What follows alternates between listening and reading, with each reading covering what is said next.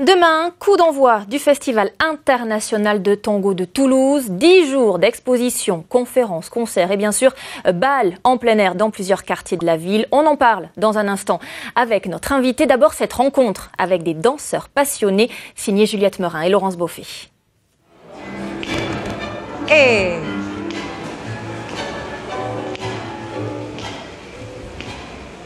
Je caresse le sol, mais je traîne pas les pieds.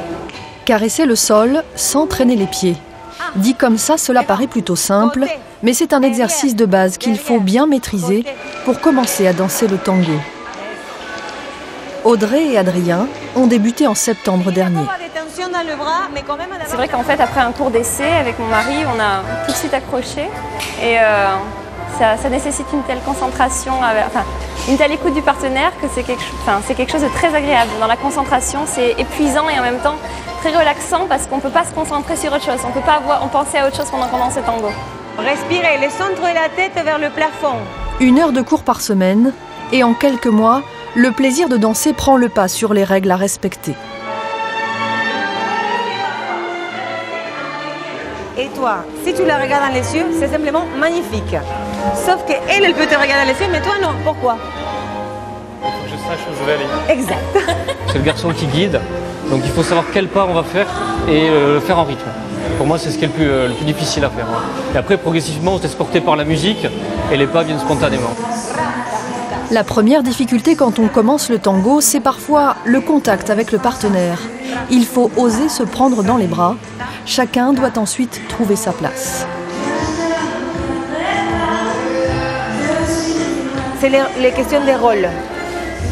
La fille, qui est très indépendante dans la société d'aujourd'hui, elle a beaucoup du mal à lâcher prise et à se dire bon, on est deux, il y a un copilote et un pilote, et c'est simplement qu'il faut qu'un des deux se laisse guider.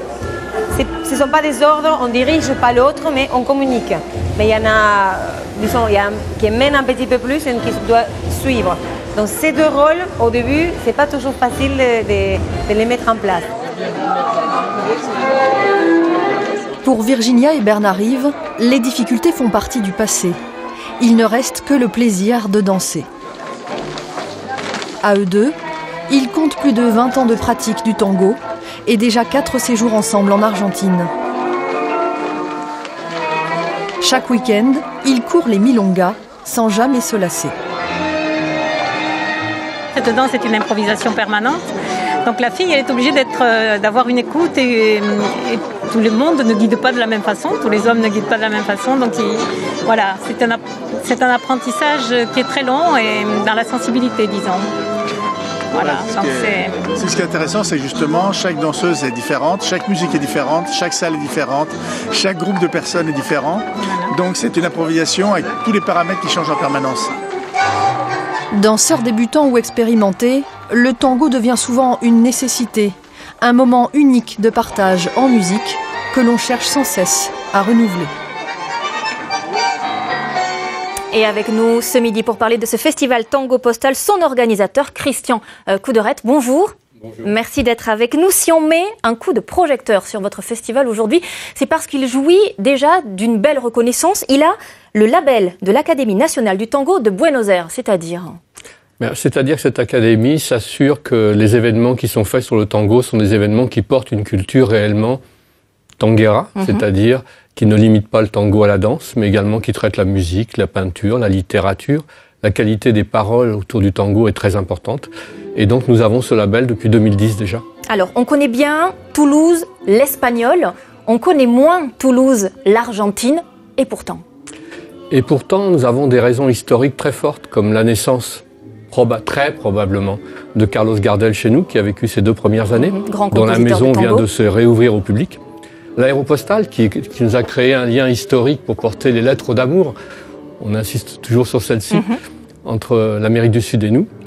Et puis aujourd'hui, la réalité, c'est que l'histoire difficile de l'Amérique du Sud, notamment les dictatures qui se sont succédées, comme pour les Espagnols qui sont ici, a provoqué un afflux de Sud-Américains et beaucoup d'artistes, chanteurs, musiciens, danseurs sont chez nous.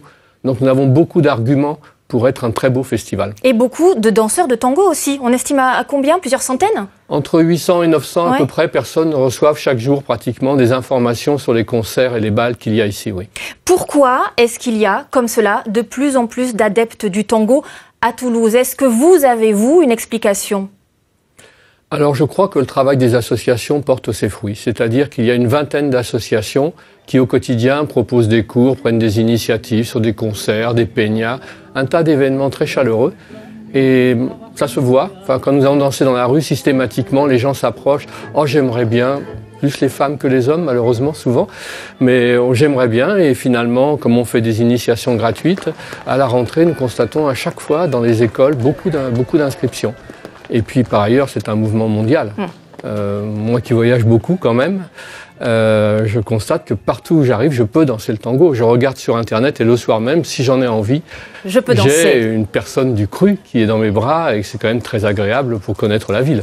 Merci Christian Couderette. Donc ce festival Tango Postal commence demain. 5 à 7 000 festivaliers sont attendus à Toulouse. Merci à vous.